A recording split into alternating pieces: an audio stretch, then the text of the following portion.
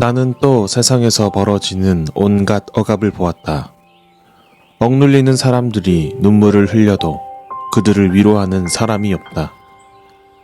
억누르는 사람들은 폭력을 휘두르는데 억눌리는 사람들을 위로하는 사람이 없다. 그래서 나는 아직 살아 숨쉬는 사람보다는 이미 숨이 넘어가 죽은 사람이 더 복되다고 말하였다.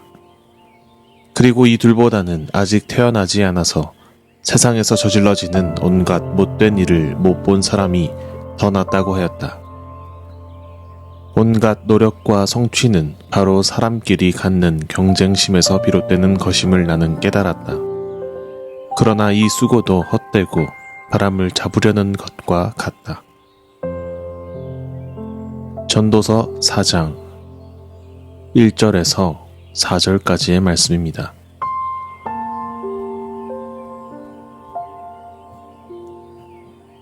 전도서를 읽을 때 어느새 제 삶을 돌아보게 되는 것은 전도서의 설교자가 제 삶의 경험을 알알이 곱씹는 결과로 삶의 무상함을 담담히 말하고 헛된 것 중에서도 가장 가치 있는 것이 무엇일까 고민하는 그 모양이 문장마다 담겨 있기 때문이 아닐까 합니다. 그러다 곧 그가 삶을 고민하는 것처럼 우리도 삶을 고민하게 된다면 그같이 삶을 바라보게 되려나 궁금증이 일곤 하지요. 그리 말씀을 묵상하기에 앞서서 이 같은 질문을 합니다. 지난 하루 중에 가장 행복했던 순간은 언제였나? 지난 한 달 중에 가장 행복했던 순간은 언제였나? 지난 1년 중에, 지난 10년 중에 가장 행복했던 순간은 평생에 있어 가장 행복했던 순간은 언제였나? 여러분은 언제 어떤 순간에 가장 행복하셨습니까?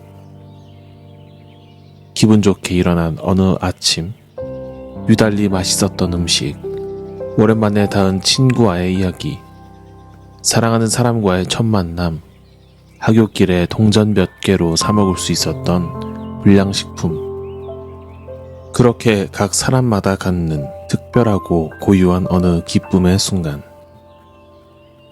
곰곰이 생각할수록 시간이 쌓여갈수록 행복의 순간이란 지금 우리가 좇는 것과는 무관한 것들이 대부분인 것을 우리는 알게 됩니다. 그렇게 잠깐 지나온 삶을 돌아보노라면 세상이, 많은 사람들이 우리가 좇는 것들이 무엇이기에 그토록 맹목적으로 다름박질하게 되는지 돌아보게 됩니다. 맹목적인 다름박질에는 도리가 없습니다. 목적한 것 외에는 보이는 것이 없기 때문입니다. 전도서 4장은 설교자가 관찰한 세상을 묘사하며 시작합니다. 그가 관찰한 세상에도 도리는 없습니다. 그저 무도하고 잔인할 뿐입니다. 억눌리는 사람과 억누르는 사람은 있지만 어디에도 위로하는 사람이 없습니다.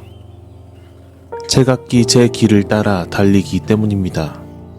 갖가지의 억압은 혼란스럽습니다.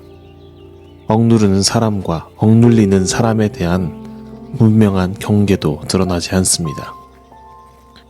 그 안에 어떤 의미를 찾을 가망이 없는 그야말로 부조리한 세상입니다. 그래서 설교자는 2절, 3절에서 이같이 말합니다. 그래서 나는 말한다. 산 사람보다 죽은 사람이 더 복되며 그보다 태어나지 않아서 세상에 못된 일을 못 본 사람이 더 낫다. 모든 자식과 재산을 잃고 잿더미에 앉아서 옹기주각으로 제 몸을 긁던 중에 내뱉었던 욥의 탄식처럼 세상의 내면이란 걸 살펴보니 그 안에 살아가는 제 인생이란 결국 아무것도 없이 텅 빈 것에 지나지 않음을 깨달았기 때문입니다. 그러므로 설교자는 이렇게 말합니다. 그러니 세상 속에서 애써 하는 온갖 노력과 성취와 수고란 텅 빈 공간을 손에 움켜쥐는 듯 바람을 잡는 듯한 헛된 일입니다. 설교자는 이후로도 부는 바람을 잡으려는 듯한 일들에 대해서 말합니다.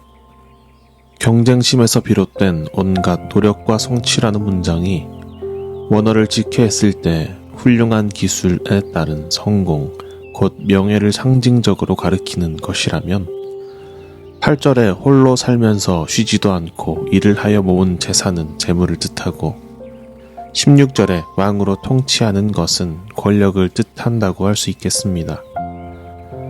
명예와 재물과 권력, 많은 이들이 쫓아가는 행복의 조건입니다. 그러나 설교자는 보다 근본적인 질문을 합니다. 그것보다 나은 것이 있지 않은가? 평온하기 위해서 성공과 명예를 따르는 것이 아닌가? 좋은 마지막을 맞이하기 위해 재물이 필요한 것이 아닌가? 인정받기 위해 권력을 추구하는 것이 아닌가?